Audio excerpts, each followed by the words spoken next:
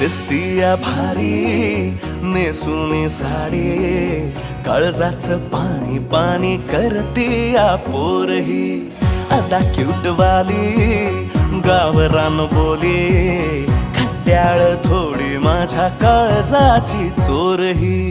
थोडं माझ्या पिरमत पड तू ग बाई, खुळ्यागत झाला मन तुझ्याच पायी.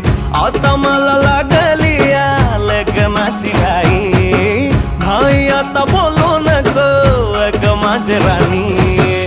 होशील का या पठ्याची सोबर घरवाली.